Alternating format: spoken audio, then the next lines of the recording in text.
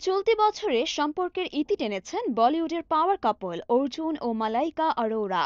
5 বছর একসঙ্গে থেকে হঠাৎ বলিউডের এই পাওয়ার কাপল হাঁটলেন বিচ্ছেদের পথে। কিন্তু কেন?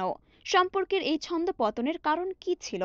বিচ্ছেদের কারণ নিয়ে এতদিন মালাইকা মুখ না খুললেও অর্জুন জনসম্মুখেই জানিয়ে দিয়েছিলেন তিনি এখন সিঙ্গেল।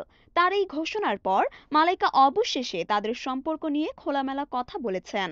এক সাক্ষাৎকারে অর্জুনের সিঙ্গেল তকমা নিয়ে প্রশ্ন করা হয় মালাইকাকে। মুম্বাইয়ে দীপাবলির এক অনুষ্ঠানে অর্জুনকে দেখা মাত্র মালাইকার নাম জপ করতে শুরু করেন দর্শক। সেই সময়ই হেসে অর্জুন উত্তর দিয়েছিলেন, এখন তো আমি সিঙ্গেল, আপনারা একটু শান্ত হন। অন্যদিকে অভিনেত্রী তথা মডেল স্পষ্ট জানান তিনি কোনোভাবেই জনসম্মুখে সম্পর্কের কথা প্রকাশ করবেন না। মালাইকার কথায়, আমি কখনো জনসম্মুখে আমার ব্যক্তিগত জীবন নিয়ে কথা বলবো না, তাই অর্জুন যাই বলে থাকুক সেটা সম্পূর্ণ ওর ব্যক্তিগত বিষয়। 2024 বেশ কঠিন ছিল মালাইকার।